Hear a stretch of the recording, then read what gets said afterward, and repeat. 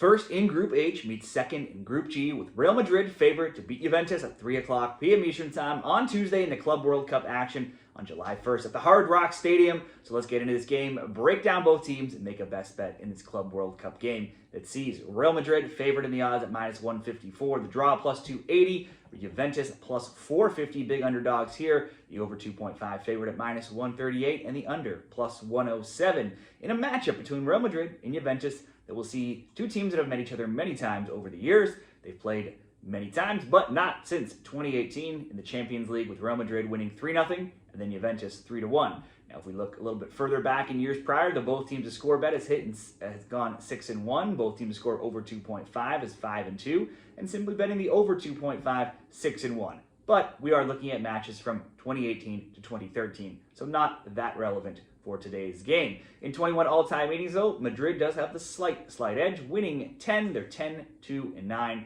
so almost even between these teams.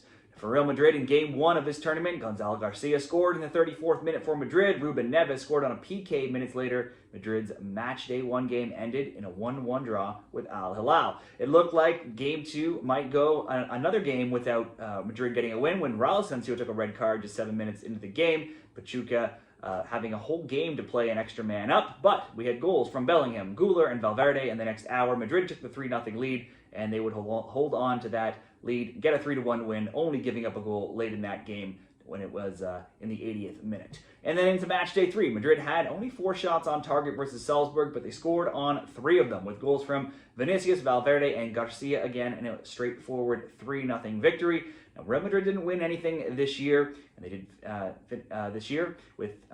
did finish the season with 3 straight wins. They were 7-0-3 in La Liga play before this tournament, and in their final 10 games, obviously winning 7 of those 10, only losing to Barcelona twice and Arsenal once. They also scored multiple goals in each of their last 6 games, so it's now 6 games undefeated, and they have, though, conceded in 6 of 9 games. And with several players still missing or out injured, they can likely welcome back one in Mbappe, who's missed the entire tournament so far with an illness, but he's resumed training, could definitely feature in this game if needed. Youngster Gonzalo Garcia has been one of the most impressive players for Real Madrid with 2 goals and 1 assist. He has 8 shots and 5 shots on target throughout the tournament as well, so could be a good player prop option, unless, of course, he gets bumped out for Mbappe.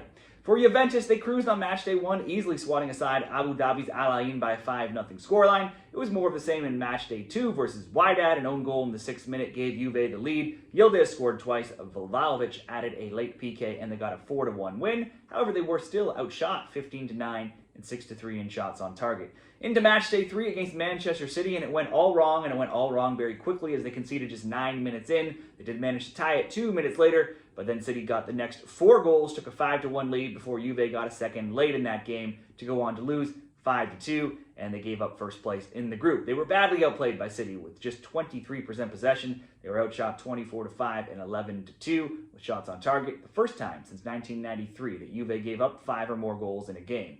So it wasn't a season to get too excited about for Juve. They were just 4th in Serie A, just barely, with Roma just 1 point back. They were 12 points back first. Way too many draws in Serie A. They were 18, 16, and 4. Count all of their competitions, they had 20 draws.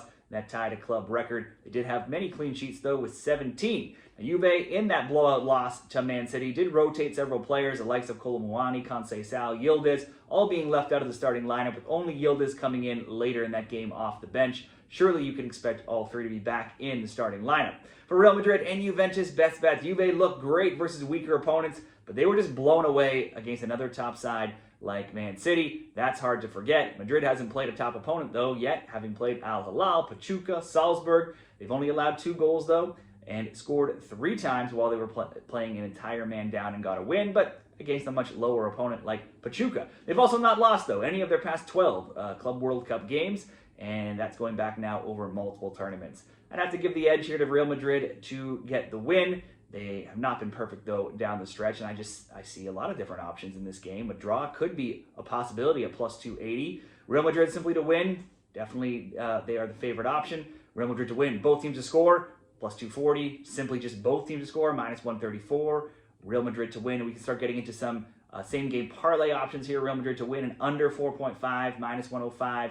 You can even get more creative. Real Madrid double chance, win or draw, under 3.5. That's only minus 163. You could throw in a player prop to get a shot on target like Kolo Muani for Juventus. That could bring you all the way up to plus 210. Let's settle on Real Madrid getting this win and the under 4.5. So we're covered if it's a low-scoring win or a high-scoring win, as long as there's less than 4 goals. Real Madrid to win under 4.5, minus 105 odds in this Club World Cup prediction.